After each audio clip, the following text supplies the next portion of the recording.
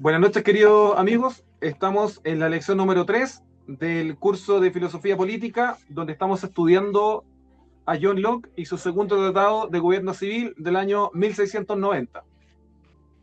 Bien, ya enviada el material, digamos, el libro al grupo, damos inicio a estudiar lo que sería el estado de guerra según nuestro autor. Bueno, básicamente esta lección se podría resumir qué sucede cuando se rompe el estado de paz. Y está muy enlazada en términos de consecuencias de lo que sucedería, ¿verdad?, según la visión de Locke en cuanto al estado de naturaleza. Haciendo un pequeño retroceso a la lección anterior, un pequeño repaso, estudiamos que básicamente hasta Locke hay dos concepciones de lo que sería el estado de naturaleza. ¿Qué sería el estado de naturaleza? Es el estado del ser humano en el cual él nace en, estando en ausencia de un gobierno o un estado. Ya bien, de un gobierno o un estado. Por lo tanto, ¿cómo es? Responde la pregunta, ¿cómo o qué sucedería con el ser humano o cómo se comportaba el ser humano cuando todavía no existían los estados, como los conocemos hoy o en particular, ¿cierto? Como lo conocían ellos en el siglo, finales del siglo XVII. Bien, por una parte, Hobbes, el autor Hobbes, decía que sería un estado de caos porque la naturaleza humana es tendiente al mal y básicamente sería una guerra de todos contra todos permanente, ¿ya? Una cosa horrible. Mientras que Locke decía que no sería así, si bien efectivamente habrían conflictos, bien, en general el ser humano podría sobrevivir, y de hecho lo hizo, y es por eso él decía que somos frutos de ese trabajo. O sea, si existimos hoy, es porque se pudo avanzar durante milenios para que construyamos lo que hoy tenemos como sociedad, hablando del siglo XVII. Por tanto, él decía que eran fruto, la sociedad actual de ellos en ese momento, era fruto de un trabajo previo que no había sido, ¿verdad?, por azar, sino más bien a la capacidad del ser humano de organizarse y de preservar la especie. Por tanto, él hablaba de un estado de naturaleza donde lo que regía es lo que él denominaba la ley natural. Y la ley natural era básicamente respetar los tres derechos fundamentales, que eran la vida, la libertad y la propiedad. Bien, hasta ahí quedamos en la lección anterior. Bien, ahora, surgió una discusión posterior a ese punto, el cual básicamente constaba de responder la siguiente pregunta, que es, ¿cuál es el estado normal del ser humano? ¿El estar en una guerra permanente o más bien buscando una paz permanente?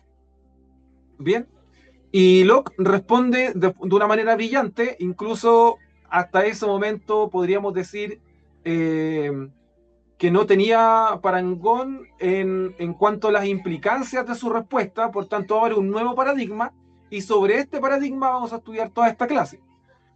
¿Cuál es ese paradigma? Básicamente él responde a Hobbes diciendo que el estado de guerra, bien, es decir, de estar luchando unos contra otros, no es un estado normal, ni es un estado original del ser humano, sino que más bien es una consecuencia, ¿ya?, de haber violado las leyes naturales en un estado, perdón, en un estado de naturaleza donde efectivamente se respetaban la vida, la libertad y la propiedad. Es decir, el estado de guerra de Hobbes no sería un paralelo al estado de naturaleza de Locke, sino que más bien sería una consecuencia a romper esa convivencia basada en el respeto de estos derechos fundamentales. Por tanto, esta respuesta no había sido desarrollada de esa manera anteriormente, lo cual abre todo un campo para que Locke pueda posteriormente en el tratado seguir abordando distintos temas. Por lo tanto, en esta sesión de hoy, nosotros vamos básicamente a distinguir entre dos cosas, entre el estado de guerra de Hobbes, que decía que era lo natural, y por otra parte, el estado de naturaleza de Locke, donde más bien el estado de guerra sería una consecuencia de pasar a llevar esos principios o esas leyes naturales.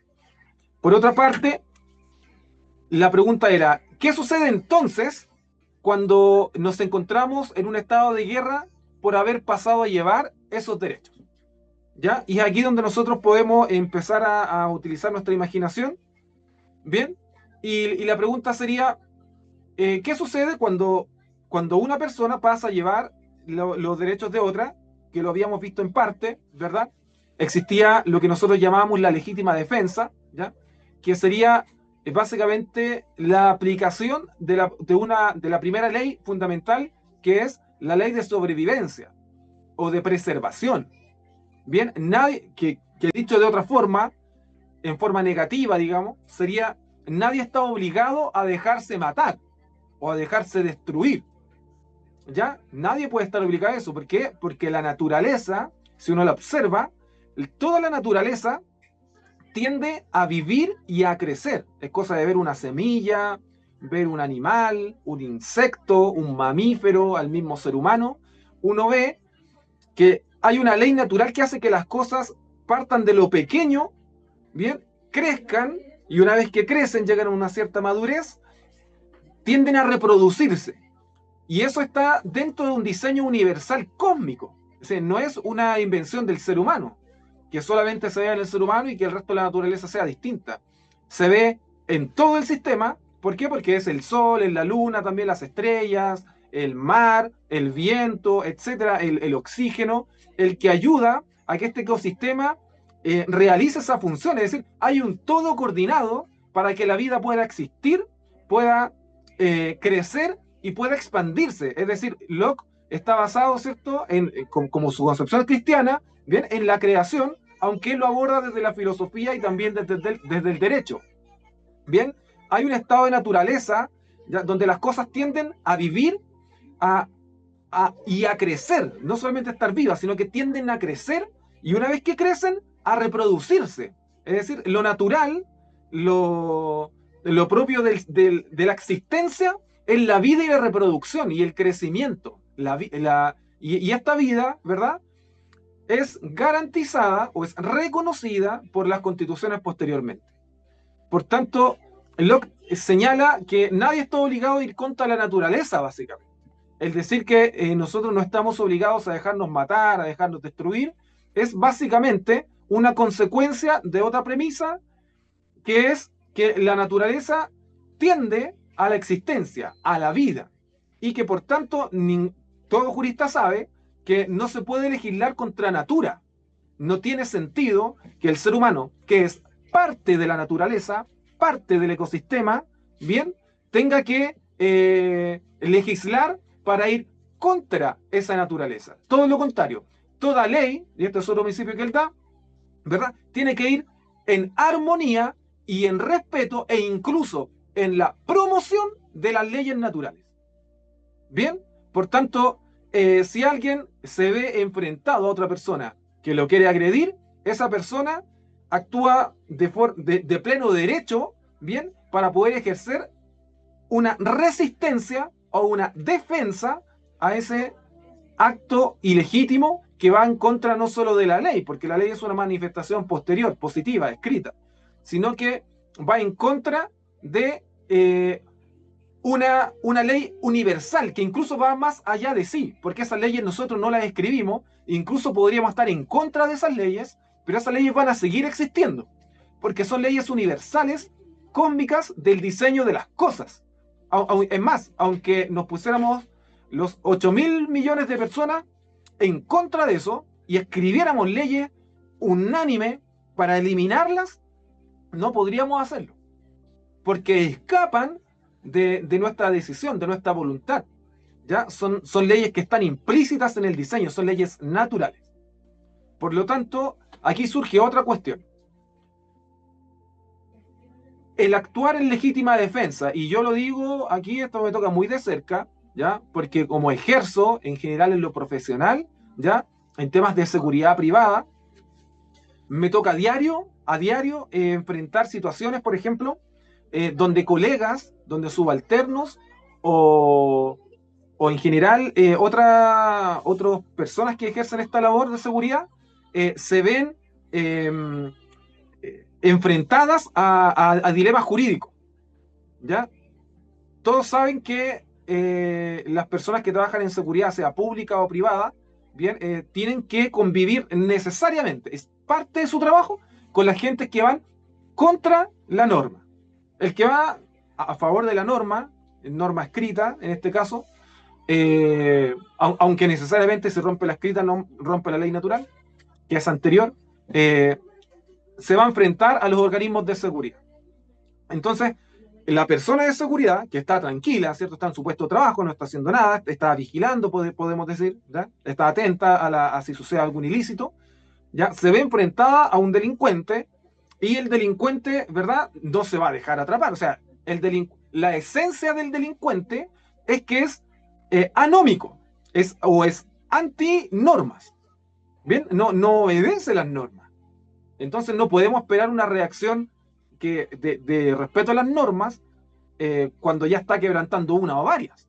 Lo natural es que siga quebrantándolas todas. A él no le interesa, él vive fuera de la norma. Tiene incluso otra moral. Él encuentra bueno lo que la sociedad encuentra malo.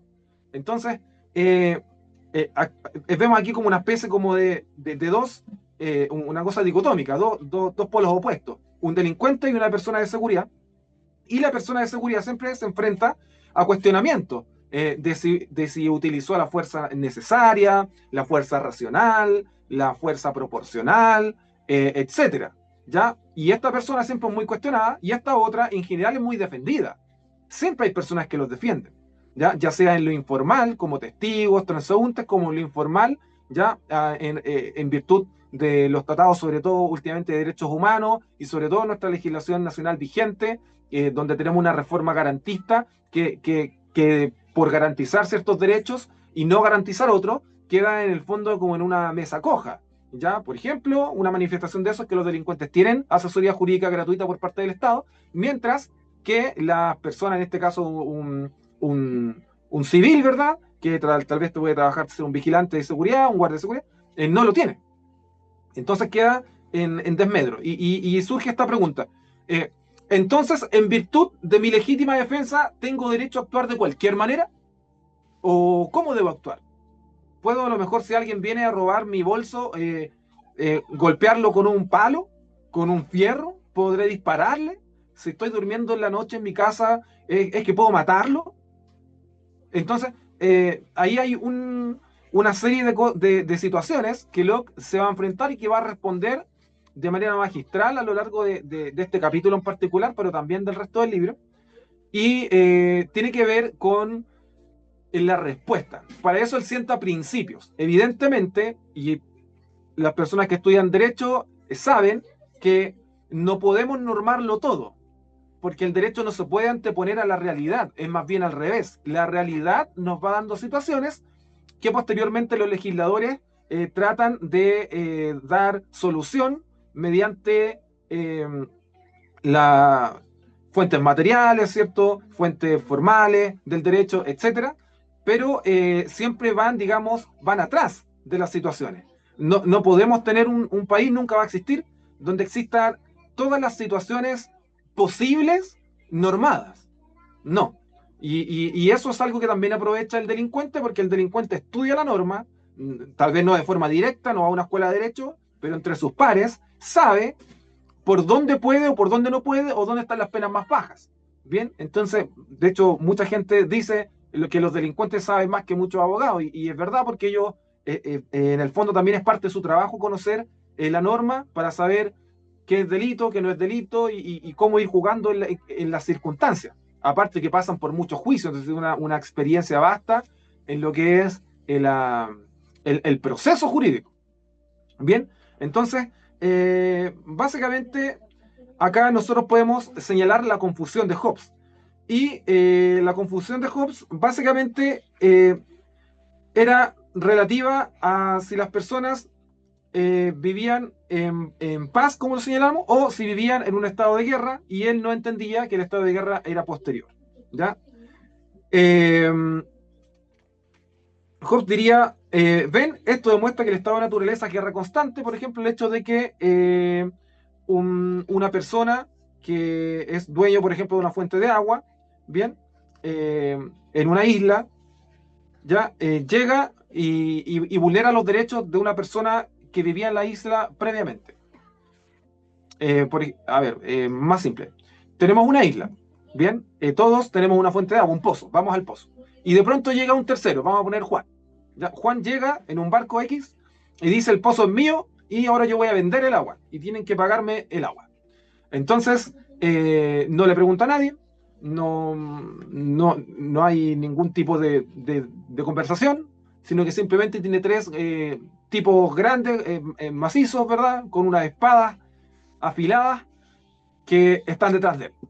Entonces la gente comienza a pagarle, bien, por el agua. ¿Ya? Para Hobbes, esto demostraría el estado de naturaleza. Él diría, ven, cuando no hay un estado, el más grande se aprovecha el más chico. O el pez más grande se come al más chico también. O el más fuerte le pega al más débil, etc. ¿Ya? Mientras que Locke respondería, no, el estado de naturaleza, ¿verdad? Estaba bastante bien hasta que alguien decidió quebrantarlo. Y el estado de guerra sería, ¿cierto? Entonces, consecuencia de la quebrantación de de este estado de naturaleza regido por leyes naturales. Por lo tanto, vendría a confirmar que efectivamente lo primero, lo normal, sería el estado de naturaleza. El estado de guerra es algo posterior, que se genera básicamente por algunos motivos fundamentales. ¿Ya?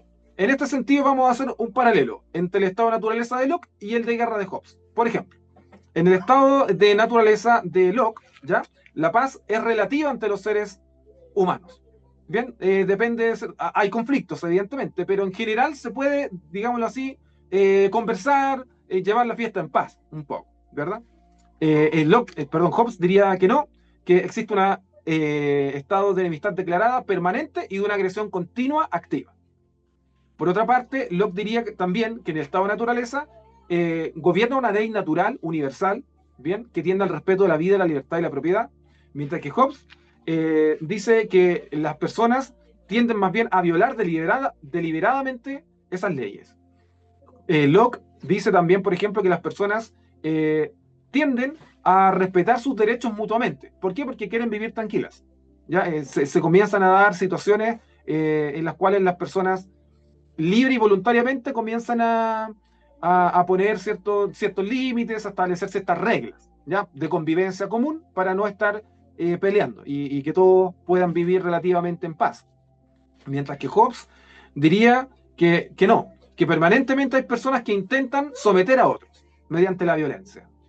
¿Bien? Locke también diría que los conflictos en el estado de naturaleza tienden a resolverse por la razón. La gente tiende a buscar soluciones racionales, mientras que Hobbes diría lo contrario, que no, y que lo que impera es el uso deliberado de la fuerza. Locke diría también que el estado de naturaleza se rige básicamente porque las personas tienden a gestionar su vida en común respetando, por ejemplo, la igualdad y la libertad. Entienden que son todos libres y que son todos iguales por ser creación de Dios, ¿cierto? No hay unos por sobre otros de manera natural. Mientras que Hobbes diría que no respetan eso, sino que más bien todos buscan el dominio absoluto, todos quieren todo el poder. Bien, y otra comparación final para cerrar este cuadro, diríamos que Locke diría que el estado de naturaleza, ¿cierto? Es la condición normal del ser humano, que le gusta vivir tranquilo mientras pueda llevar su vida normal, ¿cierto? Tener su sustento, etcétera. Bien, mientras que Hobbes diría que básicamente eso sería una excepción, ¿ya? Y que sería bastante patológico porque lo normal es la violencia. Bien, vamos a ver básicamente cuáles serían los elementos definitorios que crean el estado de guerra. Y esto es muy importante porque nos va a ayudar a nosotros, ¿cierto? Que nos estamos formando como líderes políticos, ¿bien? A saber cómo se genera esto para saber, a su vez, cómo prevenirlo. Número uno, ¿verdad? Las condiciones que se tienen que crear, ¿ya? De forma definitoria por Locke son las siguientes. Número uno, el uso de la fuerza sin derecho. Número dos, la intención de someter al otro. Número 3, el rechazo de la razón. Bien, vamos a desglosarlo un poco cada uno. El uso de la fuerza sin derecho quiere decir que no hay justificación legal o moral en el actuar. Vengo, ¿cierto? Simplemente y le quito su celular a otro. ¿Por qué? Porque quiero un celular. Así de simple. ¿Ya?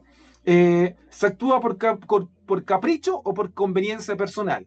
Efectivamente, las personas que tienden a hacer esto tienden a pensar en sí mismas, no le interesa al resto. Oye, pero ¿cómo le estás robando la billetera a la abuelita de 80 años que va con un bastón, que tiene una pensión bajísima y que probablemente la va a dejar sin comer? No le interesa, o simplemente él lo que quiere es fumar droga. ¿Bien? Eh, Se ignoran los derechos naturales de otros. Evidentemente es una...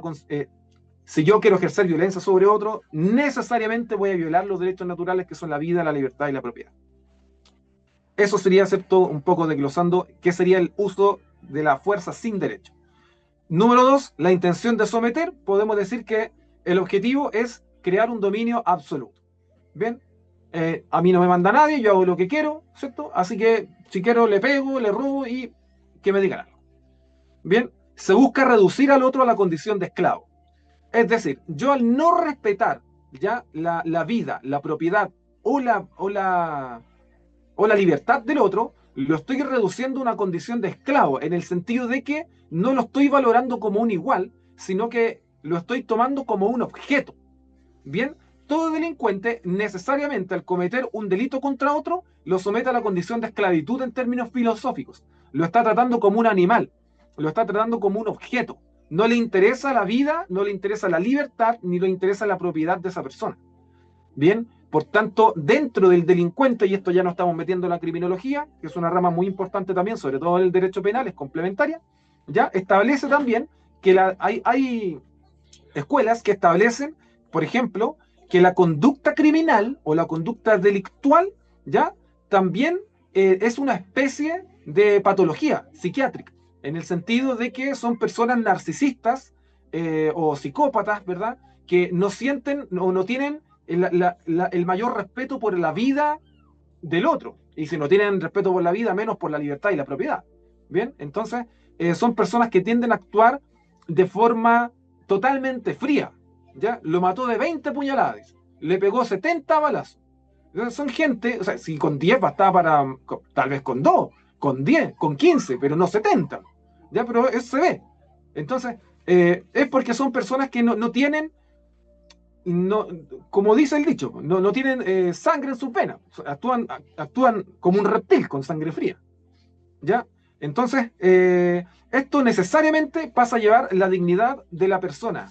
En tanto, se entiende dignidad como un estatus, tiene el estatus de ser humano, de persona, que lo diferencia de un animal. Bien, eh, esa dignidad humana, ya que es hablando de estatus, bien, pasa a ser totalmente, es totalmente pasado a llevar por este tipo de personas, ya que carecen, digamos, de la empatía que se llama. Bien, sin meternos si es así porque nació enfermo, si se hizo psicópata después, eso ya sería un tema más bien clínico, pero sí se entiende que son personas que tienden a actuar mirando a los demás como inferiores, incluso o como objetos, simplemente, ni siquiera como inferiores, como objetos. El rechazo de la razón, bien, básicamente las personas que realizan estas conductas no les interesa conversar, no hay ningún tipo de diálogo, no puedes utilizar la razón, queda afuera, prima la violencia, simplemente. Bien, eh, se sustituye el argumento por la amenaza, es decir, oye, no, pásame el celular, porque en realidad, mira, lo que pasa es que, no, ¿ya? Pásame el celular o te pego un balazo, o te pego una puñalada, así. ¿Ya? Y evidentemente se abandona la civilidad. Cuando se abandona la razón, se abandona la civilidad. Bien, en la lección ustedes van a encontrar casos históricos, por ejemplo, voy a mencionar uno, ¿ven? Que sería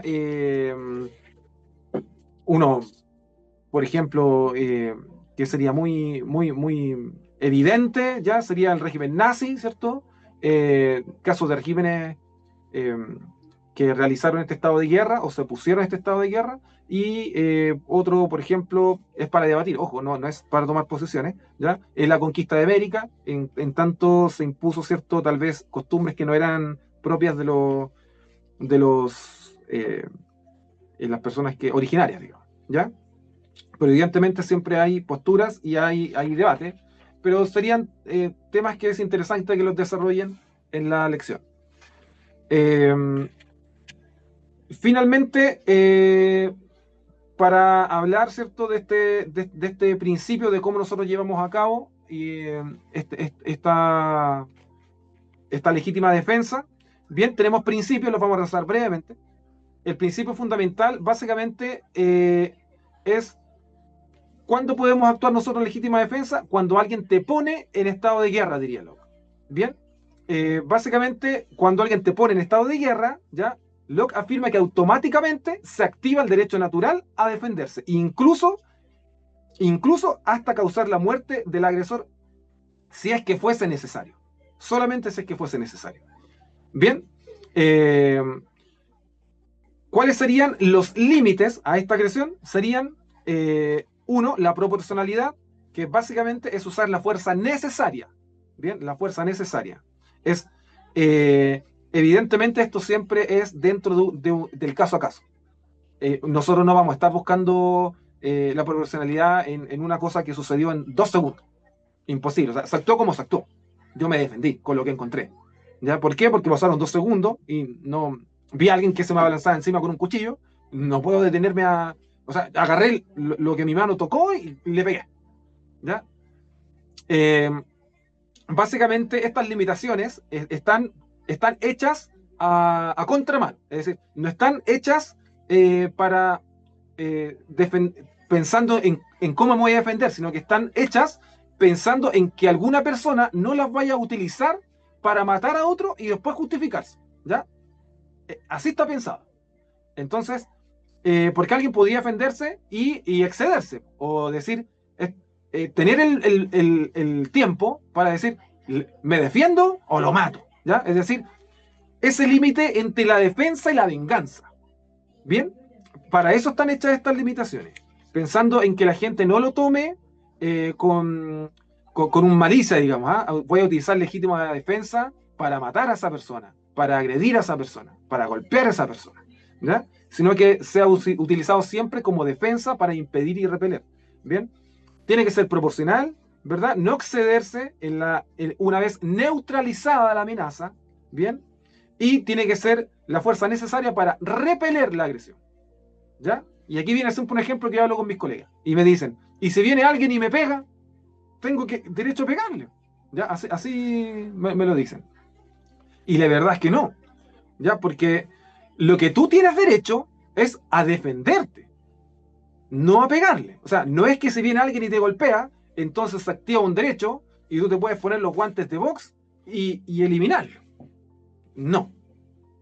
Tú tienes derecho a impedir la amenaza, es decir, defenderte, ¿ya? Y repelerla. Es decir, tienes derecho a correr, a saltar, a huir, tienes derecho a cubrirte, tienes derecho a cualquier cosa. Por ejemplo, si usted está trabajando, ¿bien? Y viene alguien a agredirlo, usted puede salir corriendo y no lo podían despedir.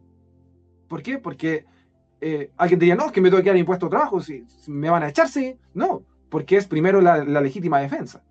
Y la legítima defensa actuaría en este caso, por ejemplo, para que usted no lo despidan. ¿Por qué? Porque corrió, dejó el puesto botado, diríamos así, ¿ya? Porque su vida estaba en riesgo, o su integridad física. Entonces, ¿es necesario que yo siempre golpee? A veces no, a lo mejor era correr, o lo mejor era esconderme. Hay gente que se esconde bajo llave. Muchas veces pasa eso en los bancos, por ejemplo. Vienen los delincuentes, se ponen las capuchas, las cajeras corren y a la bóveda y se cierran en la bóveda. ¿Ya? Sería una forma de defenderse, ¿sí? Bien. Y en casos excepcionales, donde no puedo ir, no puedo arrancar, y la persona me atrapó físicamente, o sea, tengo derecho, claro, a golpear, evidentemente.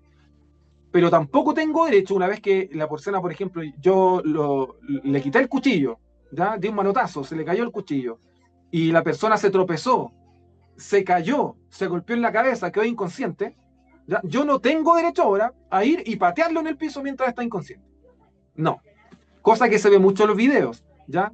¿Por qué? Porque lo natural del ser humano es obrar por venganza. Está molesto, pues si está tranquilo y viene otro a asaltarlo, o evidentemente va a se sentir vulnerado y va a querer golpearlo. Pero el punto es que no tiene ese derecho. Tiene el derecho a defenderse. O sea, si pasa eso, ya tendría 2 opciones. Número 1, irme del lugar para salvar mi vida. Y 2, lo que podría hacer que sea una persona con entrenamiento, ¿bien? Sería, si quedó desmayado, tendría el derecho a mantener a esa persona ahí detenida de alguna manera, ¿cierto? El que sabe quizás podría portar esposas, ya hay mucha gente que porta esposas, bien, amarrarlo, ¿cierto? De alguna manera, y resguardar hasta ponerlo a disposición de las policías.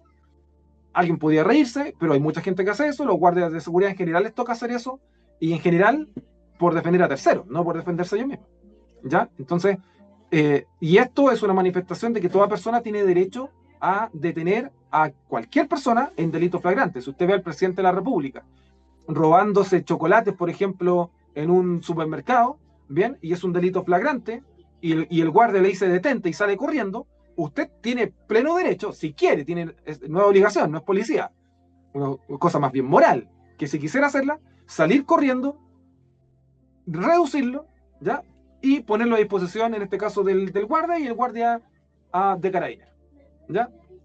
Lamentablemente muchas veces no pasa eso, las personas quedan impunes, ¿bien?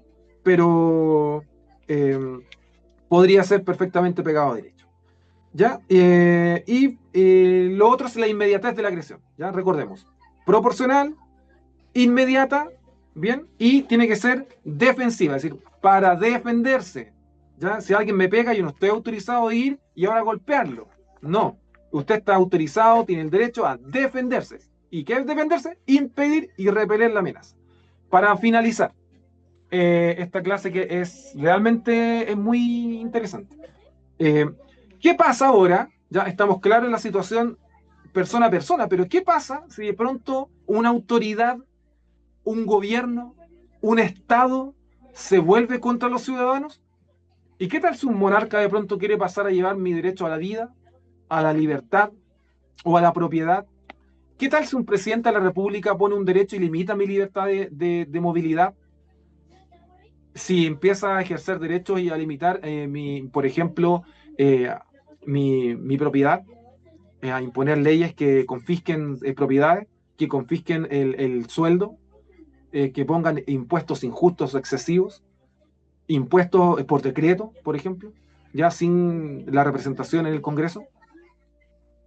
Entonces, efectivamente, ¿qué pasa si de pronto nos transformamos en países como Venezuela? Muchas gracias, Fabián.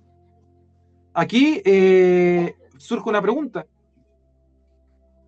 ¿Podemos defendernos de eso sin ser tachados, ¿cierto?, de revolucionarios, de personas que rompen el orden? ¿Qué tal si me están matando y por defenderme ahora me culpan de sedición, por ejemplo? De querer estar ayudando a hacer un golpe de Estado, por ejemplo. Ya, todas estas situaciones efectivamente se han dado, se dan, y tenemos que ponernos en el lugar para comprender cómo debiésemos actuar y en qué momentos debiésemos actuar. Bien, cuando un Estado o un gobierno entra en estado de guerra. Número uno, ¿ya? Cuando actúa con una fuerza arbitraria. ¿Qué es arbitraria? ¿Ya? Es que no esté ajustado de derecho. Bien, que no haya una ley previamente, ¿cierto?, que lo autorice a ello. Bien, cuando es por capricho del gobernante, más bien discrecional. ¿Ya? El gobernante no está respetando las bases constitucionales, no está respetando lo que dice el Poder Judicial, lo que dice el Congreso. ¿Ya? No se le aprueba una ley y sin embargo la aplica de igual forma. Bien, no está respetando los procesos. Muy importante, el derecho procesal, no lo está respetando. Segundo, cuando pone a sus ciudadanos fuera de la ley, es decir, cuando decreta a unos enemigos de, bien, simplemente por no estar de acuerdo, disidentes, de enemigos, o a poner ciertos nombres que son peyorativos y que tienden a que los demás a deshumanizarlo, las cucarachas, los escuálidos, ¿ya? Los traidores, los gusanos, etc. Gracias, Elizabeth. Sí, efectivamente. Vamos a leer los comentarios y los vamos a comentar enseguida. Dame un minuto para terminar con estos puntos que son cruciales. ¿Ya? Punto uno, ¿verdad?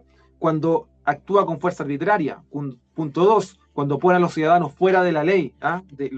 Los demoniza, los sataniza, ¿ya? Los trata como enemigos sin un juicio previo, aplica el derecho penal del enemigo, niega protección legal, los expone a la violencia estatal, es decir, los manda a buscar, a atrapar, a matar, etc. ¿Ya? Y tres, cuando traiciona su mandato fundamental, y esto es muy importante, recordemos que para Locke el hito fundacional sería, ¿cierto?, la Constitución que garantiza o reconoce ya los derechos preexistentes, que son vida, libertad y propiedad, emanados, ¿verdad?, de la ley natural. Para Locke, todo derecho positivo es una emanación, es una consecuencia, ¿ya?, del derecho natural, de la ley natural, y debiese, bien, y esto lo va a desarrollar Bastiat más adelante, que lo vamos a estudiar, en plena Revolución Francesa, debiese ir en virtud de garantizar, respetar, promover, proteger esas leyes naturales, nunca en contra. Bien, en este caso, cuando traiciona su mandato fundacional o fundamental, ya que en lugar de proteger esos derechos, comienza a violarlos, o cuando se convierte en lo que debía prevenir. Y acá hay un tema muy importante. ¿Cómo sabemos nosotros, entiéndase ciudadanos, que estamos siendo vulnerados por un gobierno que tomó un carácter tiránico o en todo un estado de guerra contra su gobernado, su pueblo, como quieran llamar? Bien, ¿cómo sabemos si nuestra rebelión está bien o está mal? ¿Ya? Y básicamente nosotros tenemos indicadores tempranos, que serían la concentración excesiva del poder en una persona o en un grupo, la eliminación de los frenos y contrapesos en las leyes o en el sistema de gobierno, el control de los medios de comunicación y el uso de un sistema judicial para fines políticos, la persecución judicial. Bien, y los indicadores avanzados, ya que ya estamos fritos, o sea, ya estamos dentro de un régimen totalitario, sería los arrestos sin proceso legal, esto se le llama en general ya el estado policial, ya arrestos sin proceso legal, creación de fuerzas paramilitares o policiales, declaración de enemigos internos, suspensión indefinida de derechos constitucionales y un sistema básicamente de violencia estatal, que sería un terrorismo de Estado. Bien, entramos al estado de resistencia. Las formas de resistencia legítimas serían, número uno, ustedes las van a repasar en más detalle, resistencia civil pacífica, ya cuando esto está comenzando, ya se puede hacer cosas como, por ejemplo, no acatar ciertas leyes que uno considera injustas, ¿verdad? No cooperar con autoridades ilegítimas, manifestaciones, ¿cierto? Protestas, de forma pacífica, evidentemente, y no de nombre, literalmente pacíficas, ¿ya? Resistencia fiscal, por ejemplo, lo que hicieron la revuelta de los irlandeses, ¿cierto? Se negaron a pagar los impuestos, aprovechando que en ese tiempo uno tenía que ir a pagarlo con oro, ¿cierto? Con bienes o con dinero, pero tenía que ir personalmente. Dejaban de hacerlo. Bien, yo he tenido en lo personal este tipo de situaciones en mi iglesia, no en la mía en particular, sino dentro de mi denominación. Hay casos en otros países, en particular Colombia, donde los pastores comenzaron a ejercer este tipo de liderazgo atentatorios contra los derechos de los hermanos. Y los hermanos, por ejemplo, decidieron no diezmar, no entregar el diezmo. Bien, hecho que conllevó la expulsión de los hermanos. Bien, los hermanos decidieron judicializar el proceso, fueron a la justicia, ¿ya? Y básicamente se legisló a favor de los hermanos, donde se entendió que estaban siendo vulnerados sus derechos y por lo tanto, no podía exigir en este caso la iglesia, que no respetaba sus derechos, que los demás cumplieran con sus obligaciones, que era depositar el diezmo. Por lo tanto, esas expulsiones fueron declaradas ilegales. Bien, posteriormente tenemos una resistencia política más organizada, ¿ya? Que esto ya es un estado intermedio de resistencia, donde se forma un gobierno alternativo. Ya se desconoce básicamente la autoridad que está ejerciendo el poder de forma legítima, se forman gobiernos alternativos, como lo que pasó en Estados Unidos, la revolución de 1776 o guerra de la independencia. ¿Ya? Declaración de independencia, ¿cierto? Búsqueda de apoyo internacional, creación de instituciones paralelas. Y ya el último caso, que sería una cosa terrible, entramos a una guerra civil, ¿bien? Donde básicamente las personas utilizan la resistencia armada, ya porque las están matando, cuando todas las otras opciones han fallado, cuando la violencia es sistemática por parte de este organismo de gobierno, ¿ya? Y básicamente la única o el argumento último para utilizar esto sería que es para defender la vida y su libertad. Bien, o con objeto de restaurar el gobierno legítimo. ¿Ya? Eso también ha sucedido en nuestro país en varias oportunidades, por lo tanto no estamos ajenos a este tipo de eventos, y el llamado a ustedes como líderes en particular es a conocer, ¿cierto?, estos aspectos, y que tengan la noción, digamos, de cómo funciona el poder y cuándo está haciendo, el gobierno está realizando bien sus funciones, cuándo no, y qué se puede hacer y cómo evitar estos conflictos. Esto es muy importante para entender cómo evitar. El saber en qué etapa estoy es fundamental para diagnosticar hacia dónde voy y, por tanto, evitar ese futuro posible indeseado. Vamos a dar espacio entonces ahora a las preguntas. No sé si alguien que tiene la mano levantada puede hacerlo.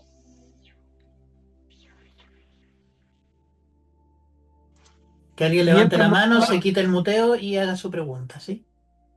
sí, mientras vamos a leer los comentarios, ¿cierto? Ahí nos mencionaban la eutanasia. Y claro, cuando la eutanasia se ejerce por parte de la OMS o de la ONU como una forma de reducción de la población, ¿cierto? Manipulando la información, efectivamente uno podría desconocer eso, ¿sí? Apelando a la vida.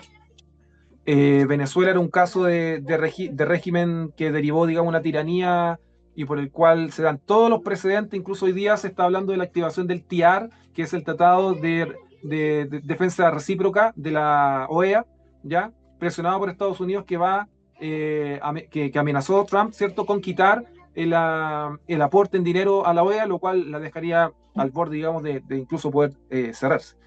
Eh, Otro ejemplo dice, hoy si los comunistas se toman el poder, podríamos actuar como militares, nos podría actuar con militares por ya no ser garantes. O sea, claro, ese sería un estado último de guerra civil, si los militares se van con el poder, digamos, y empiezan a vulnerar, a ser cómplices, efectivamente la población puede defenderse. Sí, es un derecho universal. Hoy se está cuestionando un poco a Bukele, es digno de estudio, y saber diferenciar entre el tirano y el autoritario. Sí, efectivamente, efectivamente. Hay muchos ejemplos de gobiernos que empezaron bien para poner orden, digamos, pero que derivaron posteriormente, tal vez sin una planificación, ¿ya? Quizás solamente por aferrarse al poder, claro, en que pasaron en el fondo de, de ser héroes a ser opresores finalmente, incluso tiranos, hay casos, ¿ya? Evidentemente el tema del poder, Locke lo entiende, que es muy fácil de que se pase de ser héroe a villano, ¿ya? En los cambios de regímenes, donde uno saca a otro, pero después el otro termina siendo peor. Y para eso él tenía el sistema de frenos y contrapesos, los check and balance, que lo terminó de desarrollar Montesquieu con el tema de la división e independencia de los poderes. ¿Quién más quiere hablar? Hay una manito levantada. Fabián, por favor, adelante. Sí, escuchando todo lo que comentaba, sobre todo al último, por lo que yo me he dado cuenta, bueno, escuchando, dándome cuenta de las cosas que van pasando, entiendo que la izquierda en general tiene esto bastante clarito, mucho más que nosotros, y por lo mismo se va a los, ¿cómo se llama? Siempre pretende ir un paso más adelante para cuando ellos den el paso. ¿A qué me refiero con esto? Eh, legislan en contra de las armas de los ciudadanos para que en caso de que se requiera que los ciudadanos salgan a defender su estado, no tengan con qué. Que es lo que pasó, por ejemplo, en Venezuela, que no tienen armas para defenderse y por eso no hay forma de sacar al tirano ese. Eso, comentar. Sí, muchas gracias, Fabián. Agregar solamente tu comentario notable ahí la apreciación. Eh, el hecho de que efectivamente ellos estudian esto muy bien. Recordemos que Locke es el padre del liberalismo filosófico, político. Y el liberalismo es el ethos de lo que nosotros conocemos por derecha. Si hemos hablado permanentemente de que él se basa en el respeto de la vida, la libertad y la propiedad. Eso es derecha. Pero si a lo largo del estudio, sobre todo este capítulo en particular, del estado de guerra, si nosotros estudiamos sobre todo en este tema del derecho a la rebelión o la legítima defensa contra el Estado, ya parecería, ¿cierto? Y a mi juicio también, parece sonar como muy de izquierda. Y no, Locke es el padre del liberalismo. de la derecha, del pensamiento de derecha. ¿Y por qué sucede esto? Porque ellos toman estas bases y las hacen propias, como muchas cosas nuestras. Entonces, y las utilizan, esto es muy macabro, utilizan en el fondo lo bueno para poder hacer el mal. Una cosa un tanto extraña, pero lo hacen porque ellos finalmente su pensamiento va hacia el poder. Ellos quieren el poder, no quieren que la gente esté tranquila simplemente y gobiernos pacíficos, ellos buscan el poder. Entonces, hay un llamado a nosotros a que volvamos a nuestras raíces y las entendamos bien, ¿ya? Para que podamos de esa manera contestarle con argumentos sólidos. Por ejemplo, hoy callan cuando tú hablas del derecho a la rebelión en Venezuela. Eh, ¿El pueblo tiene el derecho a rebelarse contra la revolución? Son preguntas súper interesantes, ¿ya? No sé quién tiene Manuel, otra. Manuel, por acá, Adelante, Patricio.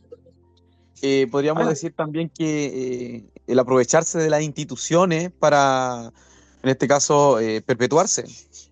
De que, bueno, en este caso los comunistas utilizan las organizaciones y una vez que las toman, ¿cómo se llama? La infectan, por decirlo, y después ya no la sueltan más. Correcto, esa otra manifestación de cómo ellos conocen bien el sistema. Si en el fondo ellos, no todos lo han estudiado, pero los que lo estudiaron lo traspasan a la gente, entonces de cierta manera sus bases igual manejan estos conceptos. Eh, Coaptar el sistema desde adentro, efectivamente, y incluso agrandar el sistema de forma artificial, creando organismos, ministerios, etcétera, para poder seguir haciendo eso. O sea, como que no les basta con parasitar lo que ya está, sino que tienen que agrandarlo y finalmente tomárselo para sí. Efectivamente también. Última intervención antes de que terminemos. Yo me gustaría opinar sobre lo mismo. En los principios del comunismo dice que ellos pretenden a través de la democracia llegar al poder para luego pasar por el socialismo y luego llegar a su última instancia, que es tomarse completamente todas las instituciones del Estado, pues, para ejercer el poder total. Y el poder total ya estamos hablando de que ya no es autoritario ni tampoco dictador, es para siempre. Y eso ya es una tiranía. Y el que no lo acepta y se muere. Entonces, de ahí pasamos de algo que podría haber sido autoritario a dictador, a ya ser definitivamente una tiranía. Ahora es bueno verlo también con las películas estas cuando de los zombies, eh, cuando dan esta película de los zombies se nota que empieza con un caos, que el que tiene las armas y él tiene el poder y empiezan ahí las fuerzas de poderes entre los más débiles, los más fuertes, pero siempre es verdad eso que a la naturaleza del ser humano tiende luego a pacificarse, a formar comunidades, a dirigirlo por un líder, se nombra un líder para ordenar el cuento. Pero claro, siempre van a haber estos puntos negros que yo creo que en todo ámbito de las cosas son personas que hay que, yo creo que son dignas de estudio psicológico, que les gusta el tema de sentir el poder, llevar el poder, demostrar el poder, tener el poder y si es necesario matar por poder. Pero es la minoría, porque se ve en las películas que la tendencia siempre, después del caos, se tratan las comunidades de nuevo de acomodarse y volver al estado natural. Creo que las mismas películas lo reflejan. Eso. Notable tu. ¿Qué opinar algo? Notable la analogía que haces con las películas, Elisa. Muchas gracias. Sí, yo recomendaría efectivamente que vean, por ejemplo, películas como sagas, como por ejemplo, puede ser Los Juegos del Hambre, Divergente, este tipo de. O Carrera en el Laberinto. Y para qué decir mi obra, digamos, favorita de niño, El Señor de los Anillos. Trata justamente de estos juegos de poderes y cómo las comunidades van buscando sus conveniencias y se va dando toda esta dinámica. Entonces, es muy importante que lo estudiemos, que seamos conscientes de esta realidad y como decía, para cerrar la sesión de hoy, como decía Jefferson, Aportar con datos.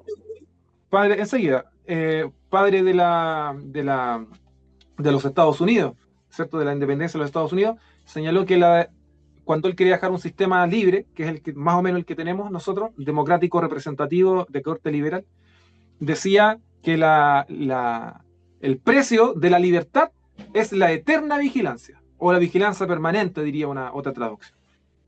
Para cerrar, Claudia. Sí, quería aportar con algo, un pequeño granito. Era de que, bueno, igualmente se constituye actos flagrantes, ¿no? O no flagrantes, o podríamos decir, entre comillas, no anticonstitucionales, ya. El actuar totalitario, abusivo de un presidente, un gobernante o algún político que tenga algún cargo con jerarquía, ¿no? Sobre todo el abandono de deberes, po, porque tú, como bien sabes, los delitos se constituyen no tan solo por acción, sino que por la omisión, ¿no? La omisión voluntaria penada por la ley, ¿no? Entonces, el abandono de deberes, el presidente de la República, el que esté en ejercicio, en el mandato, haga abandono de deberes como hoy claramente se nota en las fronteras donde entra Pedro, Juan y Diego, y no solamente ahora, sino desde que estaba, desde Bachelet, ¿no? Bachelet 1, Bachelet 2.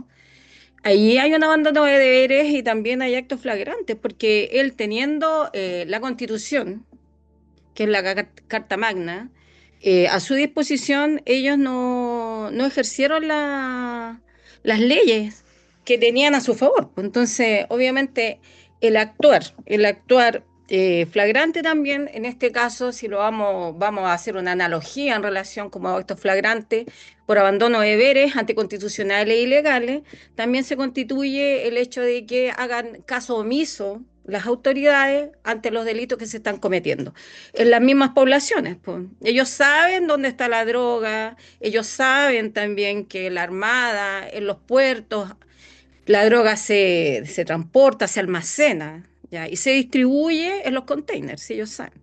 Entonces la pregunta es ¿por qué no hacen nada? ¿Por qué no hacen nada en las poblaciones que son netamente puntos rojos? Tampoco hacen nada.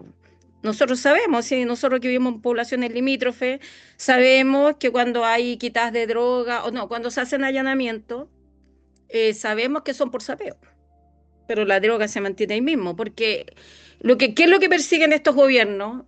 De izquierda o de derecha igual, podría yo pensar, ¿no? Porque hay de todo, están todos mezclados, pero mayoritariamente la izquierda es que se mantenga la droga, po, porque divide y gobernará. Es más importante que las personas, los ciudadanos, los pobladores estén drogados de cualquier manera, pegados al celular, en la droga o en el alcohol, antes de que tengan conciencia de las situaciones que están pasando. Entonces, el abandono de deberes por parte de los poderes, de las autoridades gobernantes, también es un hecho de delito flagrante. Eso quería aportar. Gracias, chiquillos. Muchas gracias, Claudia. Damos por finalizada la sesión de hoy y para la próxima quedamos invitados a la misma hora, día viernes a las 8. Que estén muy bien. Un abrazo. Ya, hasta luego. Gracias. Chao, que estén bien. Gracias.